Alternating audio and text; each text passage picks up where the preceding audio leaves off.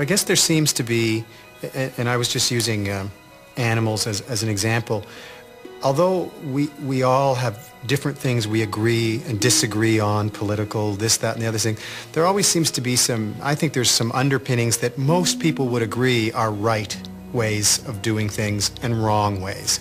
You know, not killing each other is one that, even though we don't all do it, we would agree. You break that rule the most. Right. It's the rule that is your greatest hypocrisy.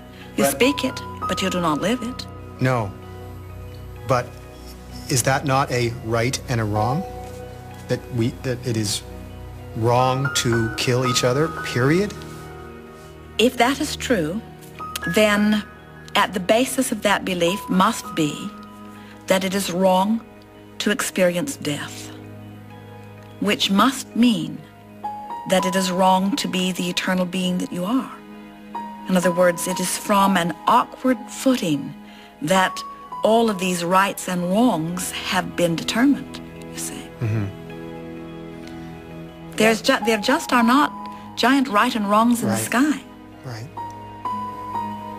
I wanted to wrap things up, and I'm feeling like I don't have the right question to ask to finish this off. And I've heard you speak so positively and upliftingly many times. And so I just wanted to sort of leave it open to you to just... Oh, we all make too much of this. We make too much of being physical. We make too much of that which is non-physical.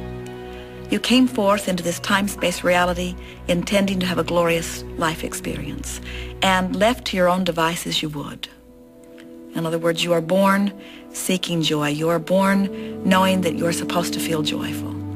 And it gets a little topsy-turvy as you are influenced by others to believe that if it feels good, it isn't, and that if there's struggle and suffering in it, that there is probably virtue somewhere in it. In other words, you get crossways of your guidance system, and that really is what we are most wanting to help you to rediscover. We want you to reactivate within yourself your awareness of your own guidance system so that you can remember who you are and so that you can figure out which way you're headed and which is the right way.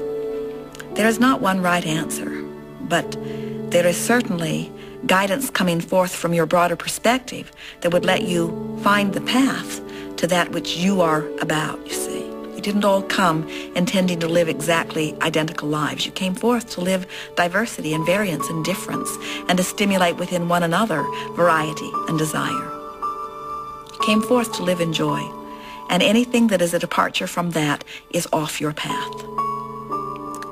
Joseph Campbell, a wonderful man and teacher in your physical environment, gave you the best words that we've ever heard spoken for living your life in the way you intended before you made the decision to come forth. In other words, how you felt coming into this life experience when he said, follow your bliss.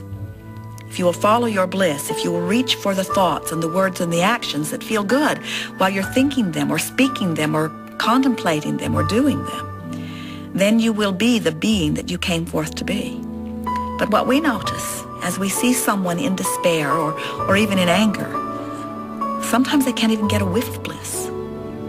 And so our message is, let bliss be your goal, but if you are in despair, then reach for the life-giving relief that anger will give you. And then say to yourself, I feel better in my anger than I felt in my despair, and get some of your power back in doing that. And then say, but I don't want this anger either. I'm on my way to bliss, but bliss is too big of a jump. Maybe I can just find frustration. And then reach for the breath of fresh air that frustration gives you and find it, and then say, I found this frustrating thought on purpose, and it sure feels better than the anger that I felt before. And then about frustration, then start reaching for some hope. And when you find hope, then start reaching for some belief. And when you find belief, then start reaching for some knowing. And before you know it, you're remembering who you are, you see. But you cannot guide yourself by using someone else's criteria. And your criteria is the way you feel. The better you feel, the more on your path to who you are, you see. Good feels good. That's That's what we want you to remember, and it's what you innately know. And it's not the big struggle that you often think for people to remember that, because while you may have for 10 or 20 or 30 or 40 or 50 or 60 or 70 or 80 or 90 years, maybe you have been far from your connection to source energy, but you are eternal beings who have for so much longer known yourself as joyful beings. So a little dose of it brings your memory back fast. Thank you. It's our pleasure. Something more? We are complete.